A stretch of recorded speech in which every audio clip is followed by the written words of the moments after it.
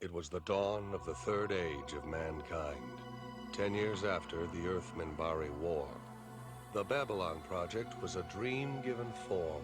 Its goal, to prevent another war by creating a place where humans and aliens could work out their differences peacefully. It's a port of call, home away from home for diplomats, hustlers, entrepreneurs, and wanderers. Humans and aliens wrapped in 2,500,000 tons of spinning metal, all alone in the night. It can be a dangerous place, but it's our last best hope for peace. This is the story of the last of the Babylon stations. The year is 2258. The name of the place is Babylon 5.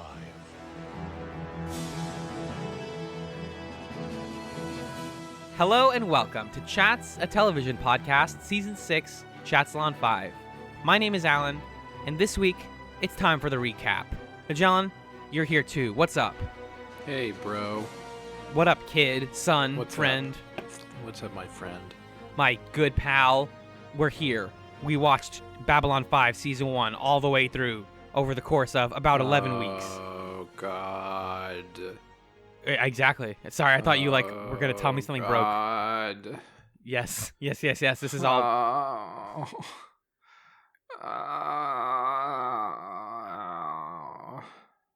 Was that you crawling into your chrysalis and turning into a hairy man? Yeah, it's me crawling out of my chrysalis. Oh, okay. And now I have a beautiful, luscious locks. Nice. Hey, man. What's up? How you doing? I'm okay. It's cold out. It's very cold. Cold. Oh, yeah. I just went to go get a sandwich from the deli, and it was cold. It's so cold. Was it the deli that I went to, the one with the nice men? Yeah. I like them. Same nice men. I love them. They were nice to me again. I appreciate them. And I appreciate you for being here while I and you together discuss Babylon 5 Season 1, the recap. Yeah. So for those who haven't listened to a recap Chats episode before, basically what we're going to do here is we are going to do a couple of things.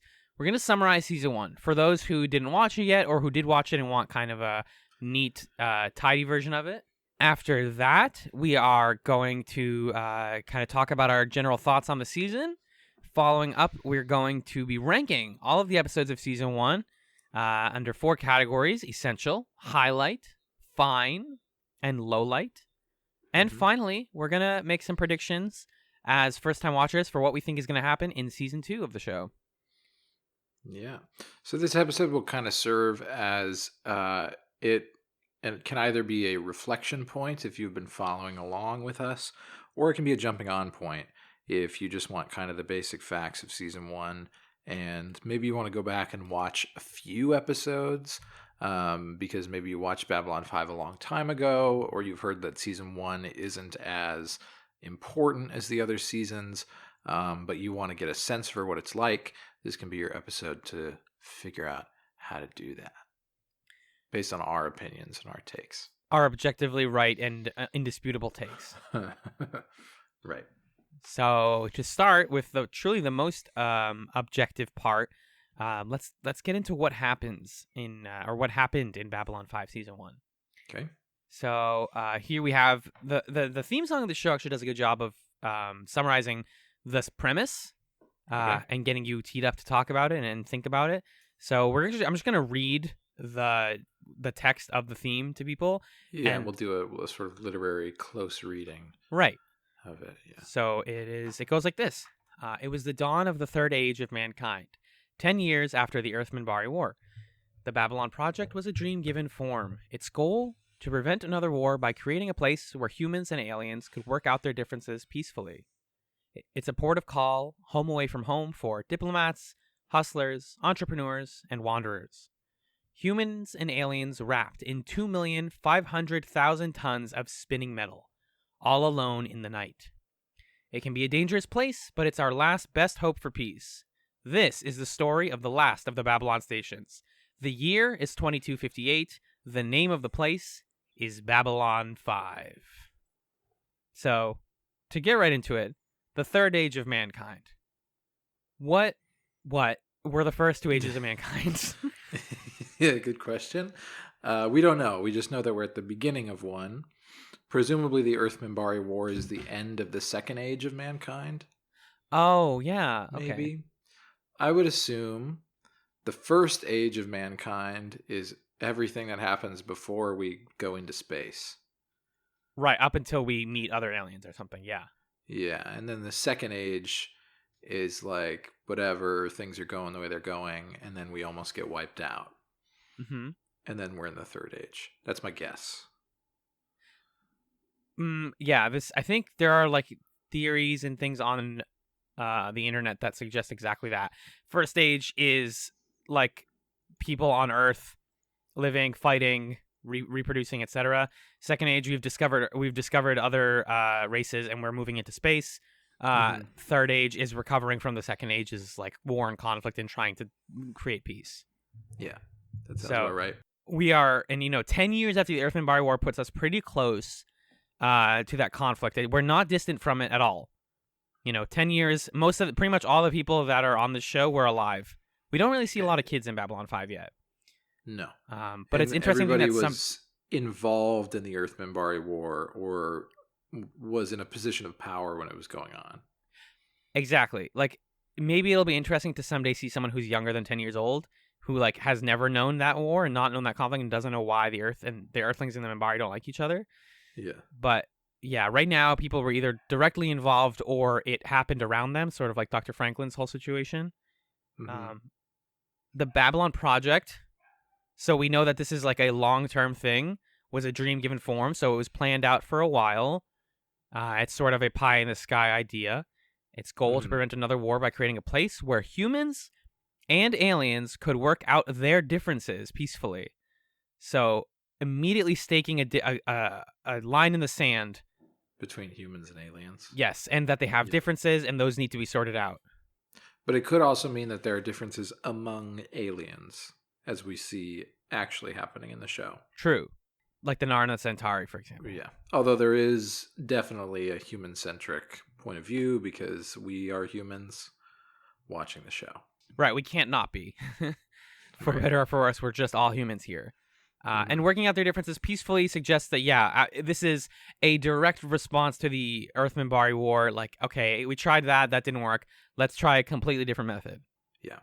And then we'll come back to the idea of the Babylon Project and how this is not the first iteration of it in the next part. Now, what's interesting to me is that the Babylon Project is a dream given form.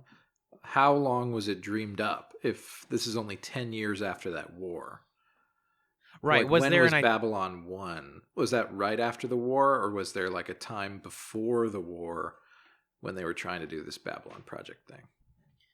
That is a very good question because we know that there were 4 other Babylon stations, but we don't really I don't think we get a sense for when they were built. But if all 4 were built and destroyed in 10 years, then that's pretty ridiculous. Right. Yeah. You would think it lasted a little bit longer than that. But yeah, dream given form kind of suggests that it's been planned for a while.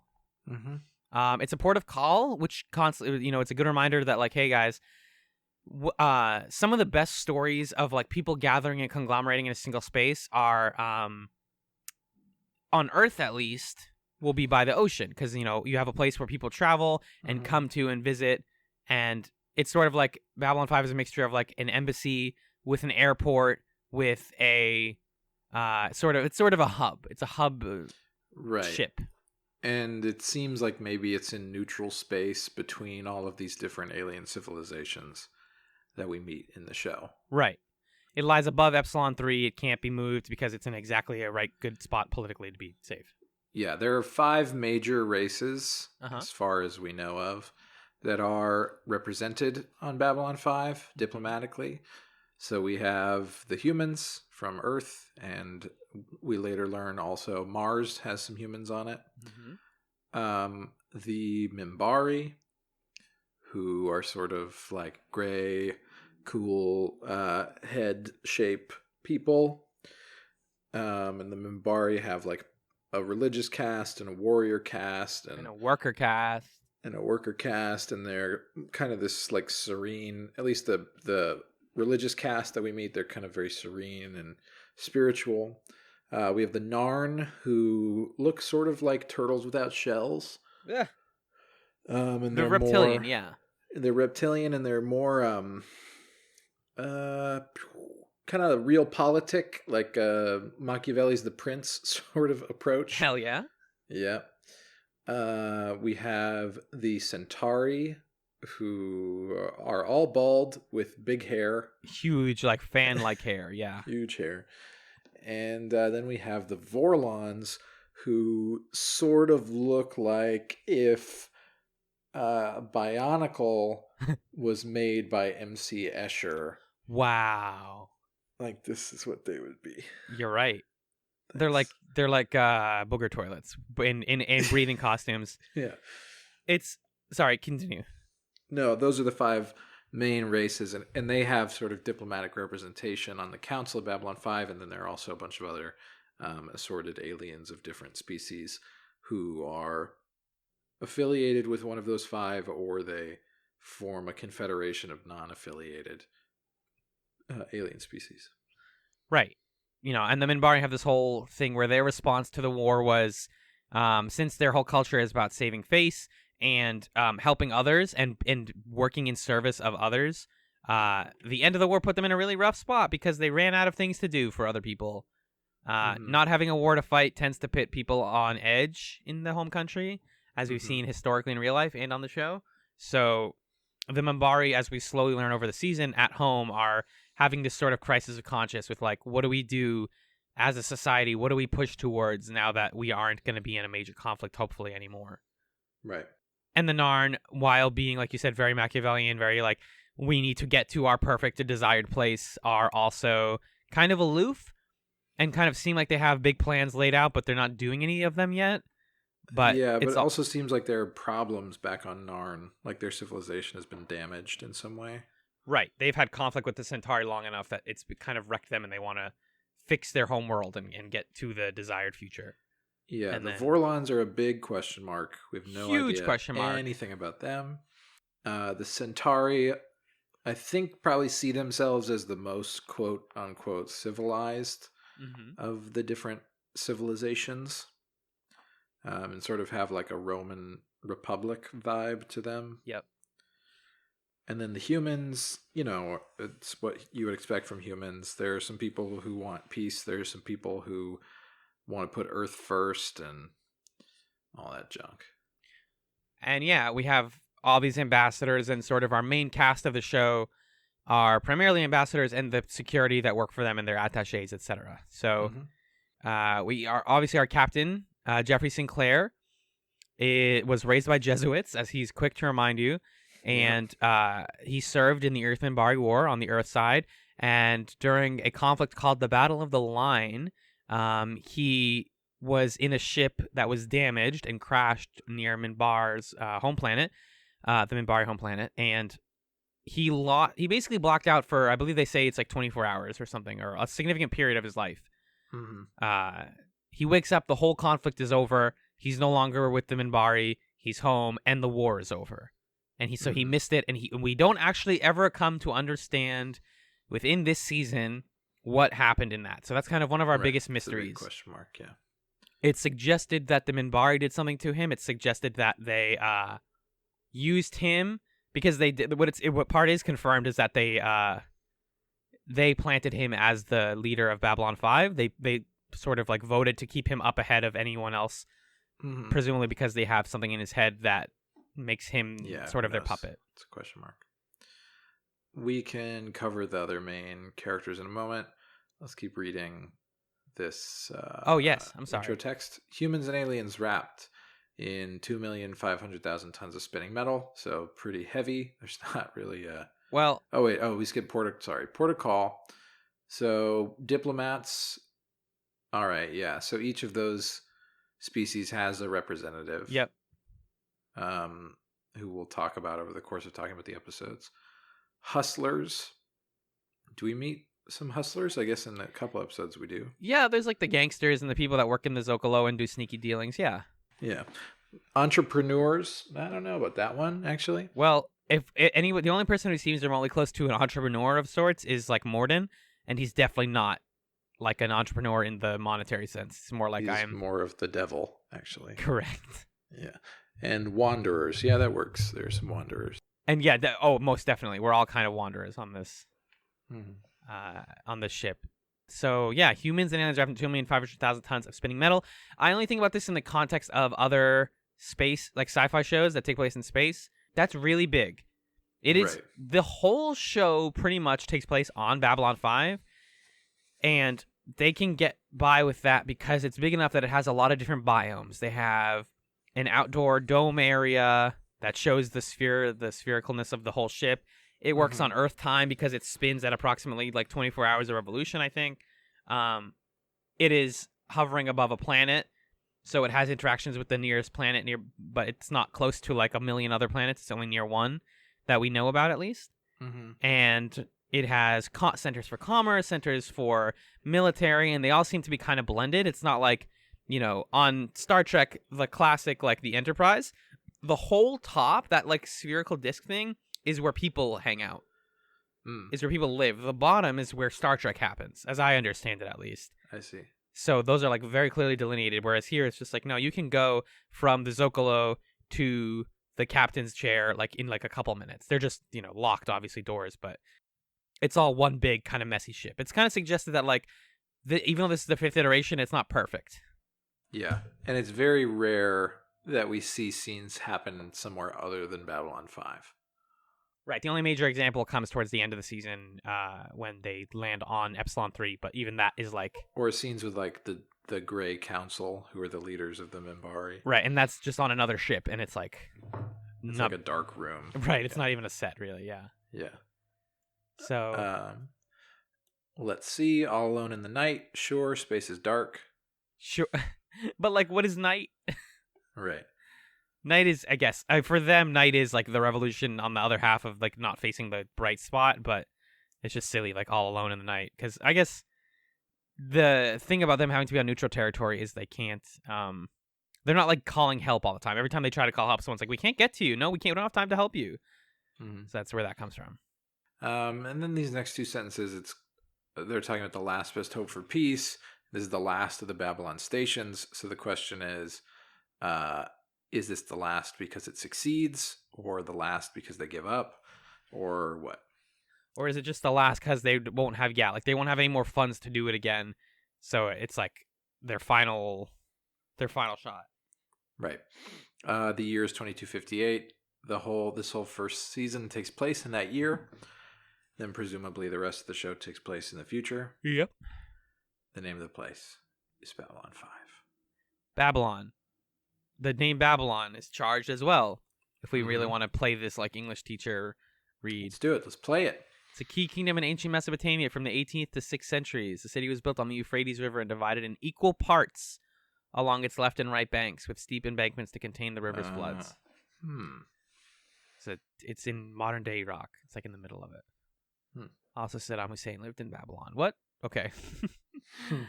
So yeah, that's what we're dealing with. That's the world we're dealing with. So who lives on this ship? Well, we talked about Sinclair. He's the commander.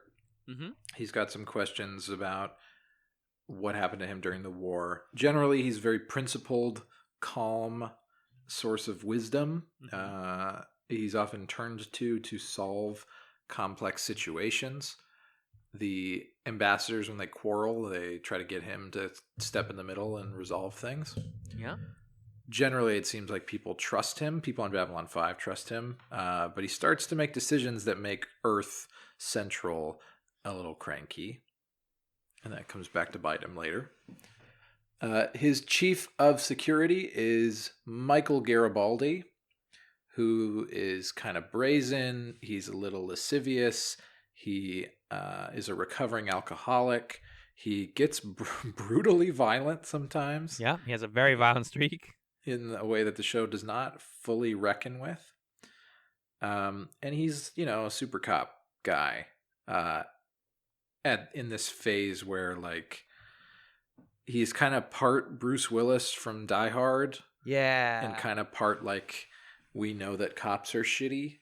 Like, this cop character is shitty, I mean. Right. But he's sort of straddling this transition point in pop culture where I don't know. You can't really like totally negatively portray a police officer Exactly. yet. The lieutenant commander is Ivanova. What's Ivanova's first name? Susan? Susan Ivanova, who is she's kind of taciturn. She's kind of all business, but sometimes she lets her guard down. Her dad died. Bummer. Her mom had telepathy powers. Uh-huh. And she tried to hide it, and then she went crazy because her powers, and then she killed herself. So that's haunting Ivanova. Ivanova is haunted by that, and as a result, distrusts most members of Psi Corp, but seems like she has a spot in her heart for Lieutenant Talia, the Psi Corp person on Babylon 5, their resident psychic, or telepath rather. Mm-hmm. What is Talia's full name actually? Winters. Talia Winters. So they both have a situation going on. Talia, from another perspective, was raised with Psi Corp and was for sort of like bred as a telepath from a very young age. She had a lot of respect for the Psi Corp for a while and made a lot of friends there, including the guy from that one episode who becomes, and then as she gets older, starts to grow to harvest a deep distrust of Psi Corp because, as she's tried to be, she's very empathetic. She's very like careful of other people's feelings and what she says to people and how to treat her own powers with other people. But as she realizes that like Psi Corp is up to some really sketchy stuff and not paying attention to consent and stuff, and maybe doing some really like broader scale illegal things, she is sort of distancing herself from the greater Psi Corp and trying to become one of the good psychics. The only other major human that we have to be aware of is Dr. Franklin, who is who is head of the medical team on Babylon 5. Yeah, chief medical officer. Chief medical officer. He's a doctor man. He's got his scruples. And that's pretty much what we know about Dr. Franklin. Well, he's got his scruples. He's very ethical. He replaced Dr. Benjamin Kyle from the Babylon 5 The Gathering movie for reasons that we don't fully understand yet, but that's presumably going to come back at some point. And we know that he's had friends, and he sort of was around during the Earth-Minbari War but didn't fight in it because he believed that you shouldn't be killing anyone unnecessarily, and he wanted to help the Minbari who were injured instead of like stealing from them and like not treating them. He said, I want to treat them, and was basically discharged from having even a chance to fight in the military. So he's claimed a stake in where he falls on all that stuff. Yeah. Then each race or species has their own diplomats. So for the Centauri, who again are kind of this like Roman Republic group with very fancy clothes, big hair, you have Londo Mollari, who he's funny, he's charming. Most importantly, he's sad. He's very sad. He's kind of aging. He misses his days of always having sex with them a lot, but also regrets things. And he makes a bad choice at the end of the season that we could talk about later. Yeah. He hangs out with Veer, who's sort of a Josh Gad type. Too true. Roasted to both Josh Gad and the actor who plays Veer, but yes. Yeah. That's all you need to know about Veer.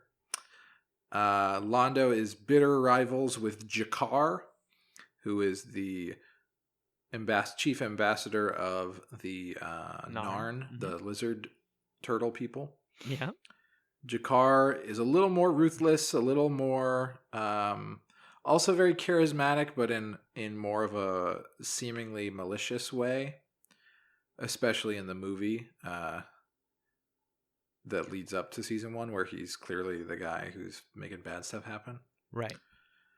Jakar is assisted at first by an attaché named, I don't remember her name. Natoth? No, there's someone before Natoth. Oh, Kodath? Kodath, and then she gets replaced with Natoth, who kind of mirrors his attitude towards other races and towards solving problems. The Vorlon ambassador is what's his face? Oh my god, What's what his is it? name? Kosh? Kosh. We don't know anything about Kosh except that he's scary. Well, And he likes that people are scared of him. he likes that people are scared of him. He probably has a sort of mischievous streak, and the Vorlons probably have some sort of conflict going on with whoever Morden is working with, because Morden and Kosh have a meeting that seems to go kind of badly, but we don't really see the results of it. Yeah. And we don't know what's going on there, but that they're clearly big players at some point. Mm-hmm. And then the only other ambassadors are the Minbari ambassadors. We have Delenn, who secretly is a member of the Grey Council, the like leadership of Minbari society. Mm-hmm. She's very patient and thoughtful, and she's there to study humans, and she likes humans and thinks they're cool. And she always has something inspirational and quote-worthy to say. And she hangs out with Lanier, who is sort of like... trying to think of a comparison for Lanier. He's sort of like the Fez of the show. A little bit like the charming young foreigner. Yeah. Yeah. Yeah, very naive, likable. Never seen a boob in his life. Inexperienced, yeah. Inexperienced, yeah. Mm-hmm, mm-hmm. So, that's the cast, man. That's who we got. So you have all these friends who are definitely not friends. It's important to note, actually, that, yeah, them being ambassadors and not, like, being star-crossed pals who, like, meet up, like a la Farscape or Star Trek, where it's like, well, we all work together, so I guess we like each other. It's just like, yeah, we all live here. It doesn't mean we have to like each other. Yeah, sometimes they hate each other. Jakar and Londo never get along. They never, in this season, have a moment where like, oh, you know what? Except that part where they're like, you know what I like too? Boobs. They do have that moment, yeah. Yeah. But yeah, so it's a pretty cool cast, and different episodes focus on different members of them. We kind of don't. The show so far, it seems like it's not focusing on big, like, all-encompassing character plot. It's more like, this is a Jakar focused episode, and this is a Londo episode, and this is a Garibaldi episode. Which is fine so far as we set up the sort of stakes, but it feels like the show is building towards a much broader conflict. Right. It seems like it, yeah. Mm-hmm. So I would ask you then, Magellan, what did you think of season 1 of Babylon 5? I had a lot of fun watching it.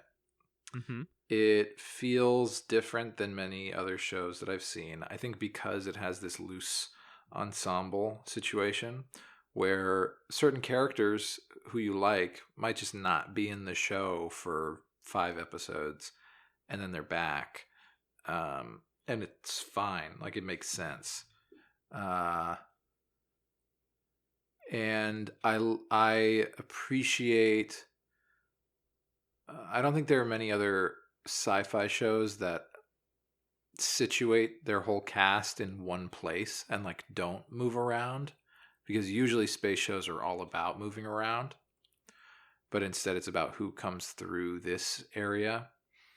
And we're kind of the eye of the storm while other current events are going on around us. And just the idea of examining diplomacy and peacemaking and international relations and what makes those things work or not work is very fertile ground for intrigue and for things that I find engaging. So overall, I like the premise and I like the characters a lot. I have my favorites. I have people that I love to see in any moment. There was plenty of stuff that was kind of like bogus season 1 throwaway stuff that happens in any show. Oh, yeah. But overall, I strongly recommend that people watch it. Yeah, especially, like, if this show is going to get all big and epic and war-focused, like, you got to watch this stuff. Because we're always, here at Chats, we're of the mindset that, like, it's not worth skipping episodes unless they're, like, actively, offensively bad. Right. And then even if they are, sometimes it's interesting to be like, oh, that's cool that they did that. I'm going to wonder how they bounce back from that. Mm-hmm. So watch season 1. And if you don't have the time to watch all of it, we did the work for you of telling you which ones you absolutely have to watch. But, if you're going to appreciate when the show gets serious, it's nice to enjoy it when it is character focused and silly. Mm-hmm. What did you think of season 1 overall? It's a lot of fun. I feel like this show has gone into my brain a lot more than other chat shows have, just because the world... I was just thinking about this on the walk that I was just on. The world of Babylon 5 is so interesting to me. Not just because it posits an actual scenario where we built a physical structure based on the idea that peace is still possible after one of the most brutal, heavy bloodshed wars of all time. And that is very inspirational and hopeful to me, but also just how the politics work and how sort of the background of things comes together is something I feel like we still haven't seen enough of. Mm-hmm. And it makes me really appreciative that there is so much extra material if I want to get into that. Because Babylon 5 is not just like we developed a cool world and then our show ended early, like so many of its type. Right. It's like, we got our full show, we got movies, we got books, we got comic books, we got forum posts from the creators, we have every single thing you want related to this show is explained at some point in one of those things, I think. So, I really appreciate that as somebody who kind of generally likes lore. Right. It feels juicy in that way, and it's also supported by the fact that I don't think any lore is worth having if the characters on the actual show are not interesting. And so far, I kind of like everybody in a unique way. Yeah, I like watching everybody. Yeah. They're all good in different ways. Great.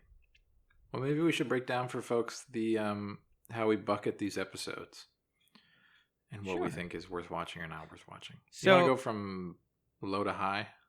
Yeah, I think that's exactly right. Okay, great. So we outlined there are 22 episodes of season 1, and we split them into 4 different buckets, and we'll go through them low to high. So we have our lowlights, which are the episodes that if you are a skipper, you can skip these without repercussion. We have our fine bucket, which are episodes that you don't need to watch. There might in these episodes be a thing that maybe matters, but probably not. Right. Highlights, which are episodes that we say are fun for a certain reason and probably matter to the major plot. And then there are essential episodes, which are kind of the flip of that, where they definitely matter to the overall plot and they are probably fun. Yeah. Important, not necessarily good. Highlights are good, not necessarily important. Great. That's a good way to phrase it. So let's start with our lowlights, the ones that you can just kind of go past. Yes. You want me to go first? Sure, go for it. The first low light for Babylon 5 Season 1 is Season 1, Episode 4, Infection. This is the one where an artifact is brought onto Babylon 5 by Dr. Franklin's mentor, and it turns his assistant into an android killing machine with a big gun. The only thing that's remotely salvageable at this episode is Sinclair and Garibaldi talking about hey, you can't just run out and die. True. Like a Star Trek character. You're the captain. Don't do that. But hey, I just told you that happens. You no longer need to watch Infection. It's widely considered one of the worst episodes of the show. We don't learn enough about Franklin to make it worth him being the focus of the episode. Sinclair acts really out of character in this one. Even though it's so early, it already felt out of character. Mm-hmm. And there isn't a lot of good character stuff. It's just kind of the plot happens, and I don't think Babylon 5 needs a horror episode. I don't think it needs this guy's burrowing through the walls with his stupid gun. He's going to kill people. It's not that kind of show. No. I agree. Yeah. I think when we watched the episode, we did not care for it. So No. My first low light is season 1, episode 9, Deathwalker.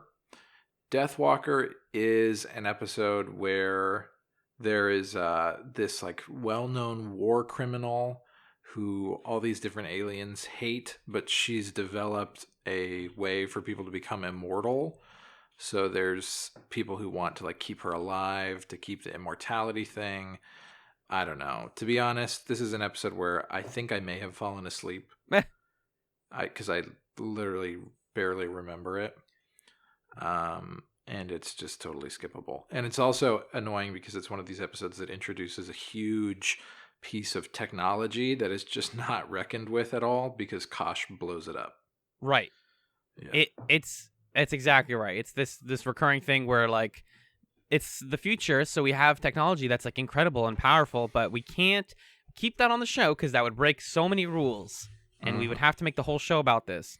So no immortality, no more Jadur. The B plot is even worse. It's like, oh my god, Kosh finally gets a plot, and he just talks to another guy, and Talia watches it, and it turns out that they're both just playing to troll Talia, and that's the whole. It's like a joke. Right. This is the episode where we learn that Kosh is a bit mischievous, and we don't know why, but he is. Right. Maybe he's just a naughty boy. But that's all we get. My next low light episode is episode 15, which is called Grail. This is the episode where the man who spends his whole life searching for the Holy Grail arrives on Babylon 5. Yep. Jinxo. It's just like, what show is this? Is this? I think I said in the episode it felt like a fantasy show plot where a guy comes onto the ship and he's like, I'm on this long quest and I have these robes and this cool staff and I've been searching for years, but it's gonna be so worth it when I get to the end. And the only like emotional payoff is that this other guy, Jinxo, who thinks that since every time he's been on a Babylon station, it blew up the next day. He thinks he's cursed, so if he leaves Babylon 5, then it's gonna blow up. He basically the wizard guy tells Jinxo like, "Hey man, you're control your own fate. You're not bad luck." Just listening to you describe the plot, I'm like, who cares? And it's one of those production things where we always read emails of like, oh, these characters had to be not important to the story because like they're just gonna die at the end, or you know, we can have emotional arcs with them. But it's like, I don't care then. As a result of that, I do not care. Right. Is this not the episode where Garibaldi and Lanier do the motorcycle thing, or no? I think it is. Okay, that's kind of fun. It's the only thing you need. Hey guys, little note from Alan here. I realized after recording this that I was talking about Eyes. Eyes is the episode of Babylon 5 where Lanier and Garibaldi build a motorcycle together. Before you send in your corrections, thank you for paying attention. Good on you. I caught it as well. Thanks. Back to the episode. Right. The final low light here is season 1, episode 14, the episode just before, called TKO. It's an episode where Garibaldi's old friend comes to the station and he's like a martial arts fighter and gets into a martial arts competition. No. And the other plot is that Ivanova's rabbi comes to the station to help her deal with her father's death. And it's just two plots that do not need to exist.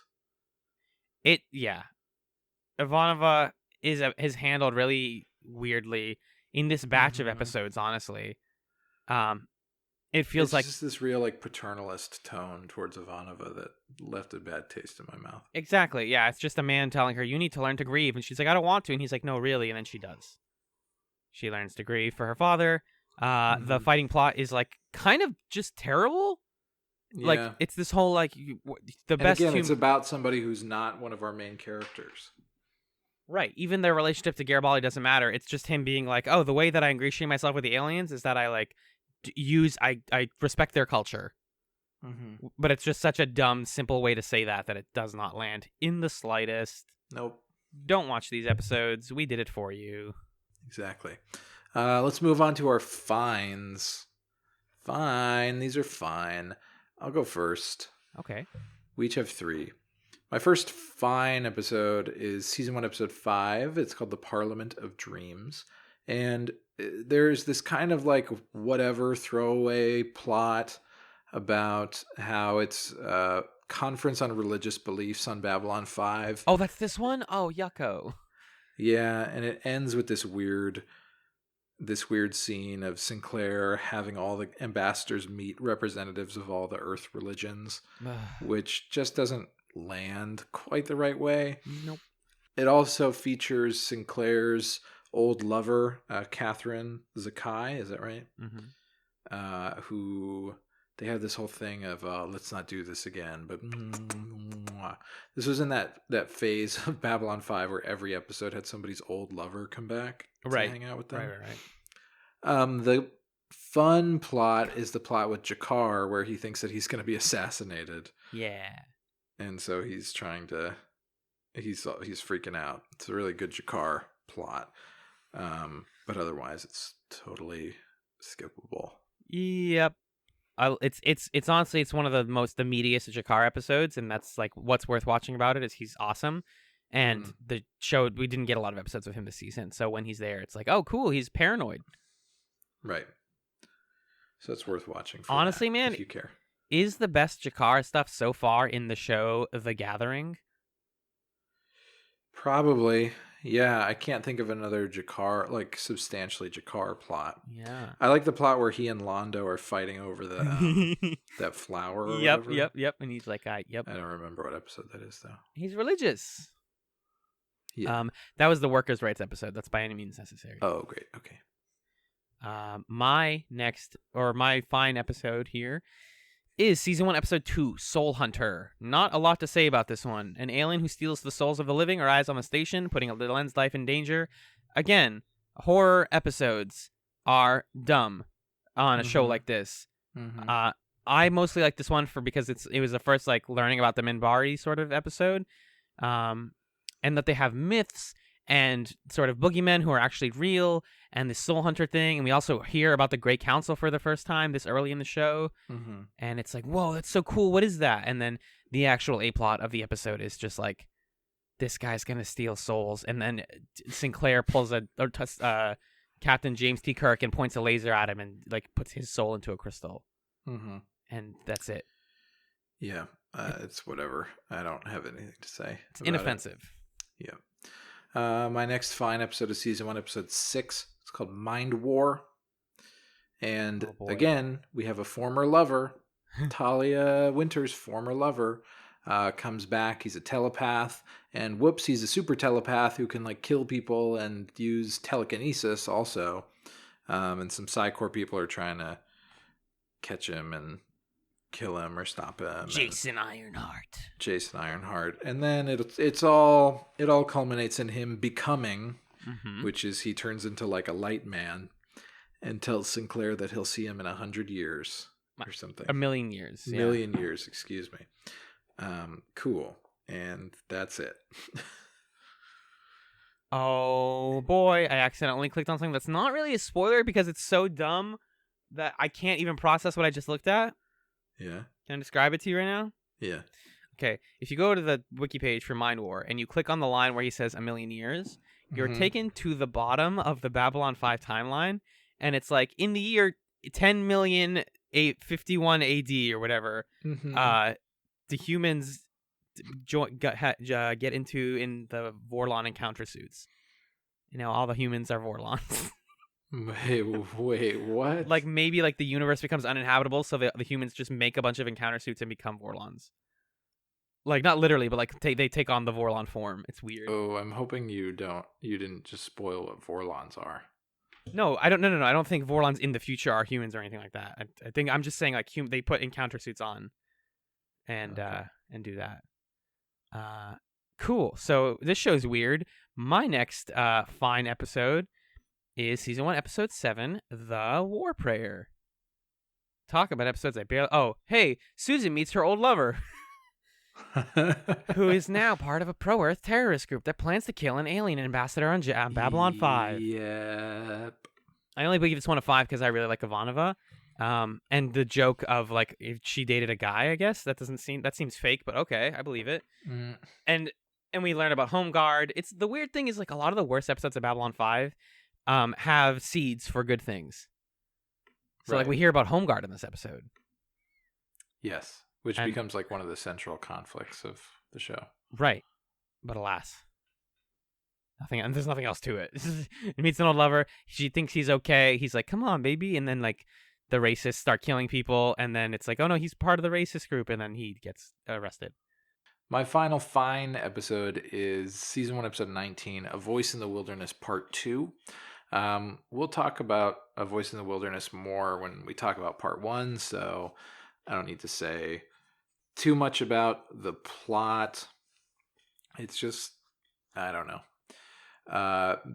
they're stabilizing the planet below Babylon 5, and they almost get into a fight with some random aliens, and Dylan's friend becomes the guy. Right. And parts of it are fun, but this episode is kind of just about like unspooling the things that were spooled up in part 1. Yeah, and we get the guy from Earth Force who's like, you need to start a war with these guys, and they're like, no. He's cool. I like him. He's probably the best part of the episode. Yeah, I agree. Yeah.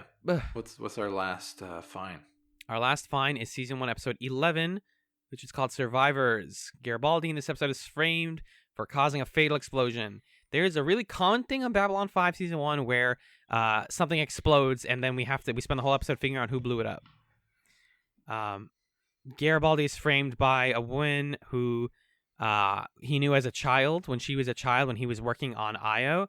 She's the daughter of his only friend on the Io. Is it on Io, or is it Europa?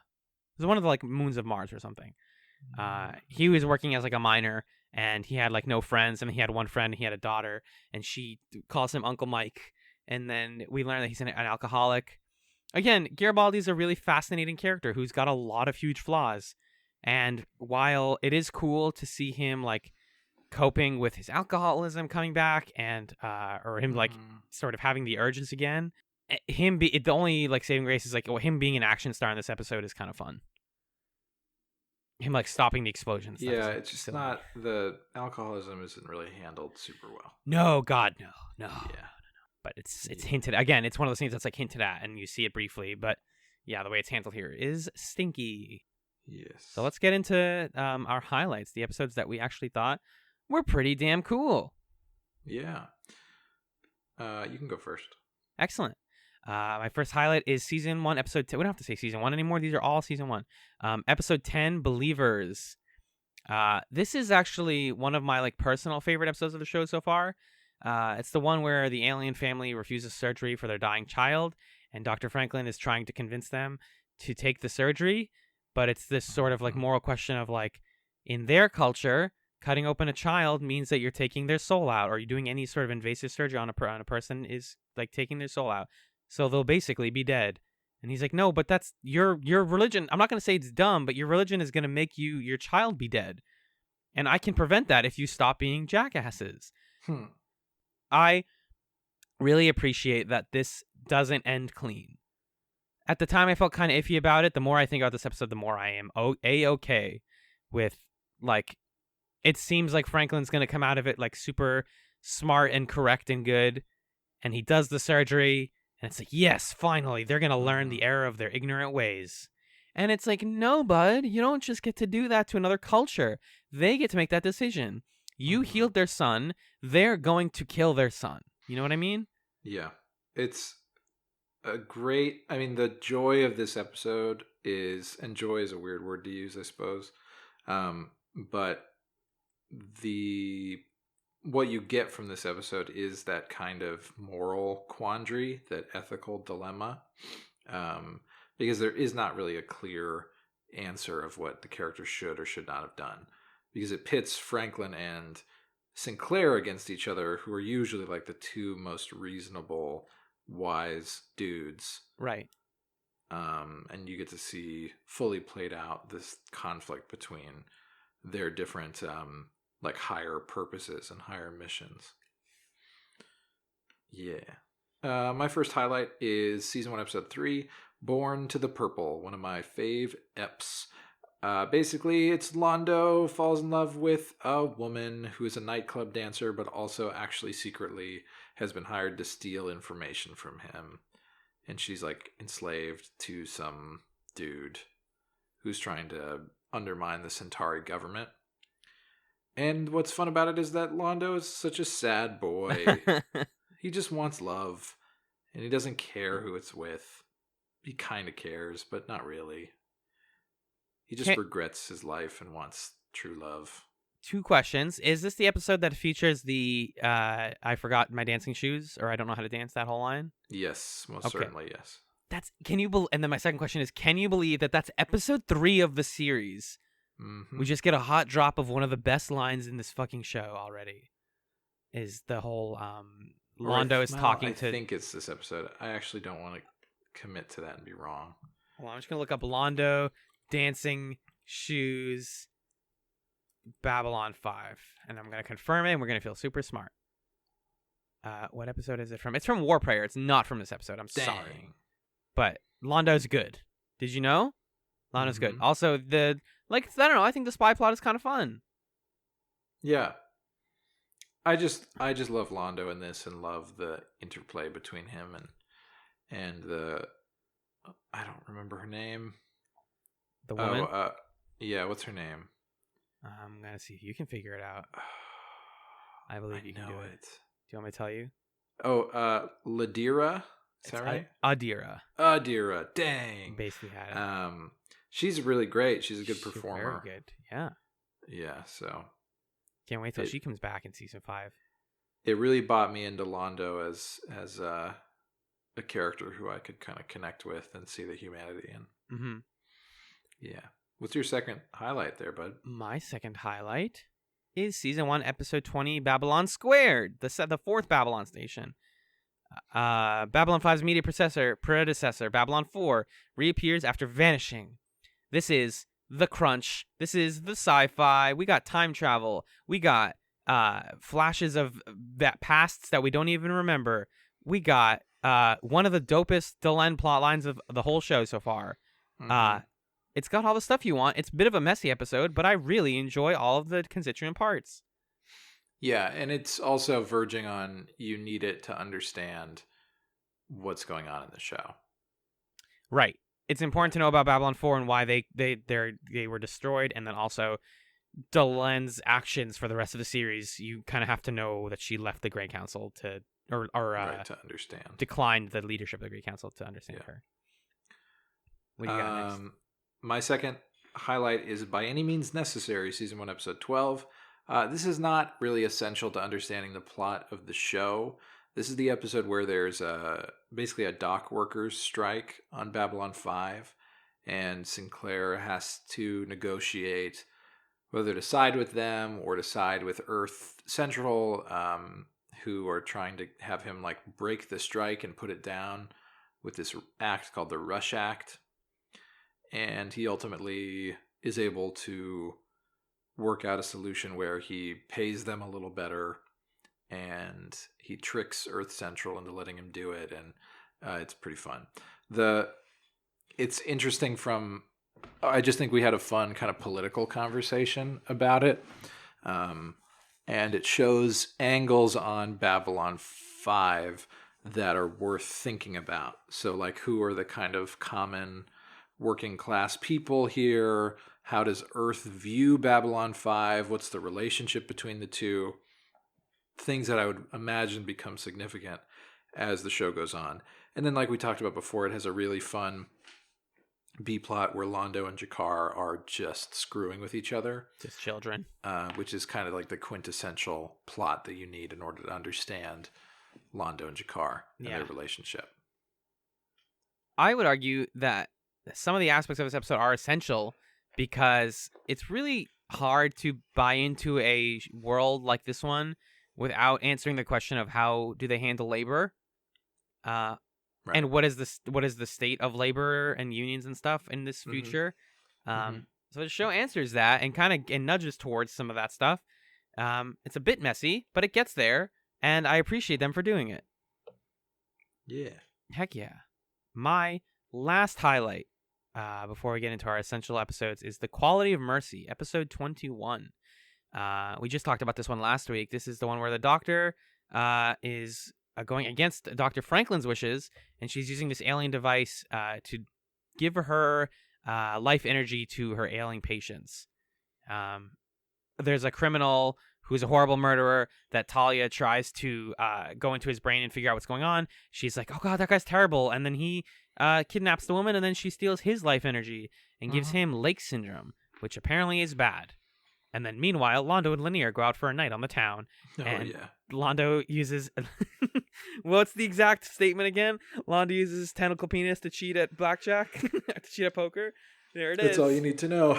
That's the highlight. I don't really have to say anything else about that. No. I love Lanier. I love Lanier. He's my sweet son. Lanier. It's an episode that covers like a wide range of the cast, if you think about it. Uh-huh. And it gives every plot something to do, whether that's giving you something to think about or it's Londo's penis cheating at poker. Mm-hmm. Our final highlight is season 1, episode 17, Legacies.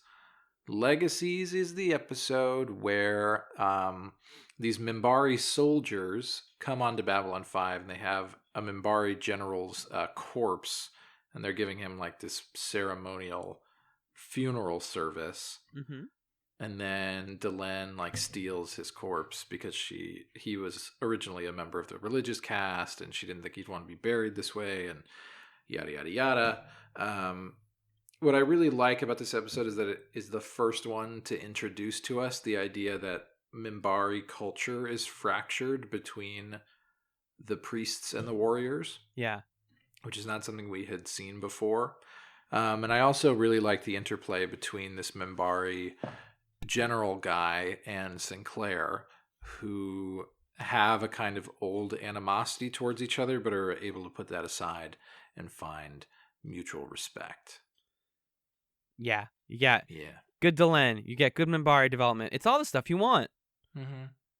And I'd say it's a highlight in the sense that Delenn just doesn't get enough chances to be cool. Mm-hmm. And her moment at the end of this episode where she tells off the guy and says, "I'll sick the Great Council on you. I have that authority. Get the hell off my station. I get to choose what we do with this guy's ashes." Is just amazing. It's awesome. So good. It's And awesome. finally, I actually think we can do these ones a little quicker because you should watch these ones. We don't even have to tell you. We don't have to summarize them. These we are can kind of tell people like the one thing that they'll learn. Yeah. Or So they should be on the lookout for. Here are the 6 essential episodes of Babylon 5 according to Chatzylon 5. Number 1, Episode 1, Midnight on the Firing Line. Watch the pilot. Also watch the pilot. movie beforehand. Yeah, actually, definitely watch the movie first because you'll need to watch that. Midnight on the Firing Line's pretty good. It's more important in just like you need to understand who these people are and how they relate, and it gets all of that done very quickly and efficiently. Yeah, and it sets up Londo and Jakar really well. Yeah, they're gonna kill each other someday. Yeah. Season 1, episode 8, And the Sky Full of Stars, is the episode where we first are introduced to this idea that Sinclair is missing a day's worth of memories from the Earth Minbari War. Mm-hmm. And these guys come on board to try to get inside his brain and figure out what was missing from those days. So this is the episode that sets up the question of what the heck is up with Sinclair, which we don't have answered by the end of season 1, but presumably it'll be answered at some point. Right. This is a big setup episode, so you got to get this to get the payoff later. I'm going to next bring up episode 13, Signs and Portents. Morden is introduced in this episode. Mm-hmm. Morden is probably going to be one of the most important characters in the entire series. He's an agent for some sort of evil organization or something. Yeah. Morden goes around this episode asking every ambassador, "What do you want?"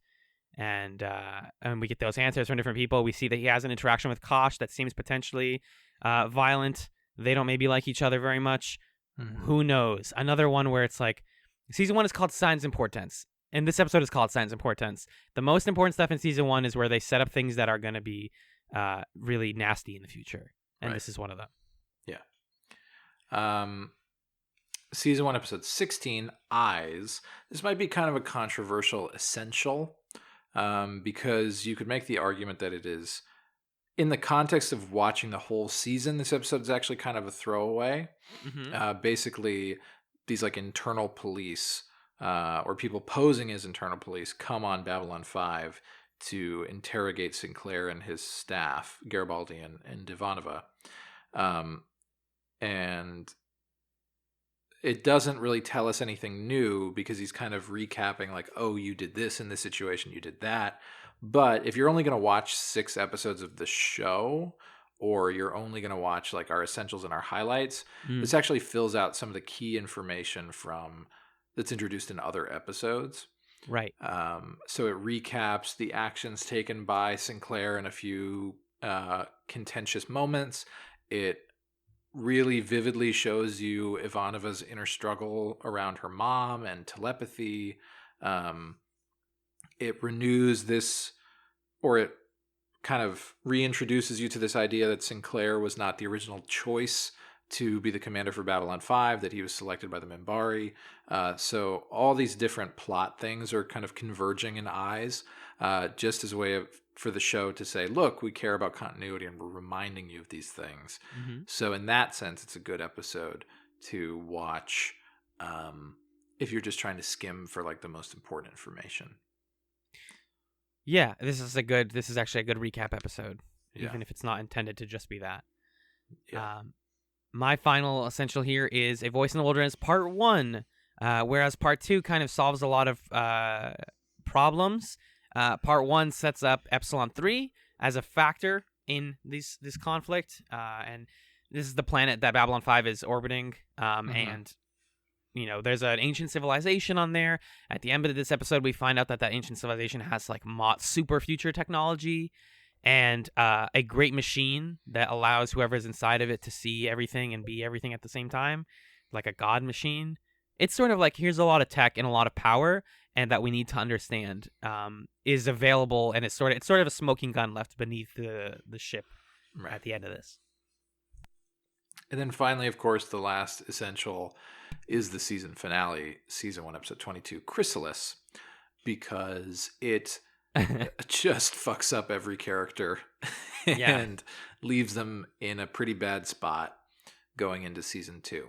So if nothing else, you should understand what just happened to everybody, so that season 2, episode 1 follows and makes sense. Right.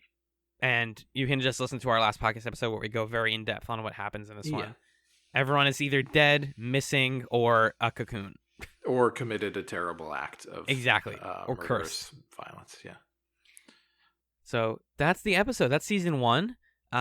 Our final little segment here is a lot of people, since we are usually watching shows that other people have watched and are big fans of, love it when we try to predict with our very limited knowledge what's going to happen in the next season of the show. So do you mind if I go first here? Go for it. we know teensy bits of things just from hints and Googling. So like there's a name I'm going to drop that I know who that there is a group called the Shadows. Right. Also, the next season is called The Coming of Shadows. So, like, hey guys, cool. I was predicting basically that those shadows are going to become a big factor. We're going to learn about them. We're not going to get to know any of them specifically. And then at some point, like once we know that there's a conflict, we'll probably meet one, and they will be like really cool. And then we're going to be like, oh no, now there's like a good shadow, but we have to wipe out all of them with like nukes or something. And it'll be like big. That's what I'm saying, like big war conflict. That's what I'm looking for. Mm-hmm. My hope, this is more aspirational, is that Londo doesn't spend the entire season miserable and finds something to get him out of the pact with Morden at some point. That's just aspirational. I don't know. Also aspirational, Veer becomes ambassador for the Centauri. Give me that. Yes. Give me that eventually, please. Jakar is on the Narn homeworld. He's probably going to be out of commission for season 2, but Nataf is going to be around. Yeah, that sounds right. That would finally give her a chance to do things. And the new sort of crew configuration has to reckon with the fact that while Babylon 5 is supposed to be a peaceful ship, with war on the horizon, they have to start gathering allies and figuring out which factions they can trust and take a side. Exactly. So that's sort of going to be the setup for the bigger plots. What about you, friendo? So I've got a few predictions here. We know that we're going to get a new commander to replace Sinclair because we just know that, even though I guess we aren't supposed to know that yet. I would imagine that this new guy, he could either be exactly like Sinclair or he could be totally different. My prediction is he's going to be totally different. And I really hope so. He's going to be like a Warhawk kind of guy. Yeah. Or just like a hothead. And then Garibaldi is going to be like, whoa, dude, chill out. He's going to kind of become the foil to this guy. I'm into that. Delenn, I think, is going to continue to diverge from the Minbari. It seems like she's allied with them less and less. I don't know what that means necessarily, but we'll see. Lanier is, he's going to have sex. That's my prediction. he's going to have real sex. And who knows what that's going to do for Linear. Earth and Babylon 5, I think, are going to continue to have tension and friction and maybe even like fight each other. I'm into it.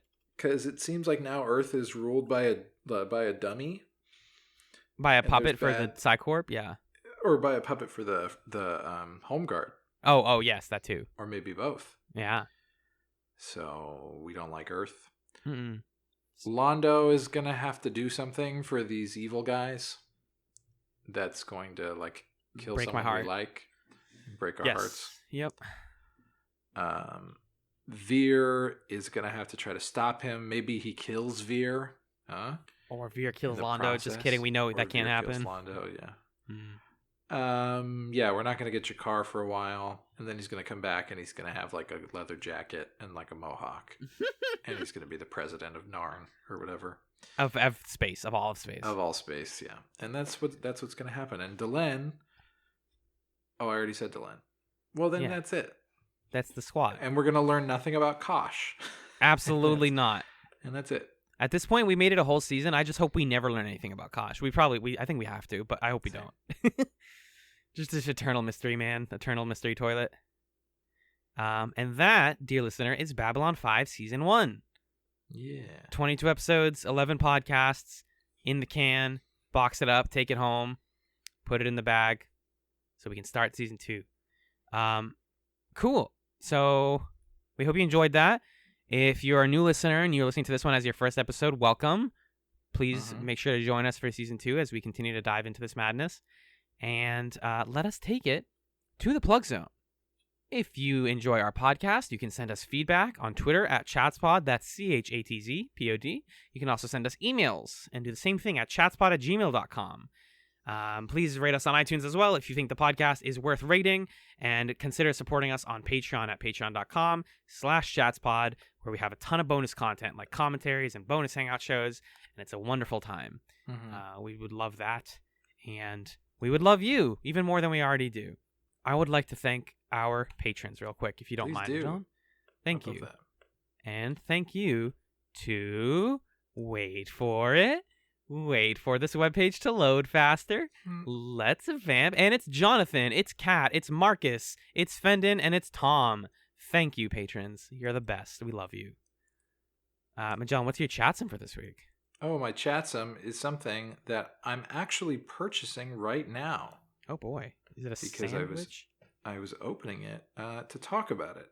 I saw on Facebook pop up earlier today that there is a new full-length tribute album to Carly Rae Jepsen's Emotion. Oh, my God. That is released by some group called Something Mary. And it brings together 15 different musicians and bands, each to create a cover of one of the songs off of her album, Emotion.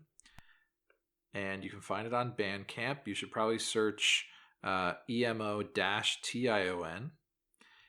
And you can pay whatever you want. The proceeds go to an organization called Immigration Equality, which seeks to help out immigrants who are also LGBTQ or HIV positive. Wow. So some of your money goes to that. And it's 15 covers of the amazing songs on the best pop album of all time, Emotion. Fair enough. I will actually check that out probably. That sounds super litty. Yeah. I'm going to recommend another podcast. I like recommending podcasts because you're already listening to one. You might as well try another one. This week, I started listening to a show called The Sample Study, which is a music podcast from musician Too Mellow. Too Mellow he was doing remixes for a while of like video game songs mixed with rap music for a couple years, and now he's branched out into original stuff and music inspired by other properties. But he started this podcast actually back in like mid 2017. Okay. And The Sample Study is a music show where he picks a sample from like a really famous sample from a song, analyzes the original song that is the sample, and then analyzes the song that samples it, and kind of talks about how they relate. And the way he describes it is like taking you from the musician in going to the record store picking up this record, going, "Wow, this is cool," and then turning it into a song. And in his final segment of each episode, he recreates the sample himself. So being a music producer, like cuts it up himself. Yeah, he goes like, okay, so what they did is they slowed this track down, they isolated the trumpets here, and they made this, this, and this, and then that's how you get this rap sample that people really like. That's really famous. Really interesting look at music production. Very easy to understand. Each of the episodes is like 20 to 30 minutes long. And there's a lot. They're not all even just rap music. There's like a big variety. But they're mostly rap music because that's where a lot of sampling is coming from. Okay. And, you know, this is like a common format on YouTube these days, is this like how to produce music thing. But in a podcast format, it works a lot better because it's like, you know, it's someone talking you through it. What is it? What's it called again? It's called The Sample Study. The Sample Study. A music podcast from Too Mellow is the name. Cool. And if people are looking for like a few different music podcasts to try out, and they're not listening to Song Exploder, that's also a good one. You listen to Song Exploder? I do. Sometimes I listen to Song Exploder. Yeah. Where Rishikesh Hirway takes a song and like interviews the person who made it while pulling out all the different layers of it, and yeah, it's cool. Yeah, we talked on our latest Chats Nights about how music like is so mystical and fascinating, and there's like a lot of work done to demystify how songs work. Yeah, it's very cool stuff. So check those out. And as always, thank you so very, very much for listening to this episode of Chatzylon 5. Peace.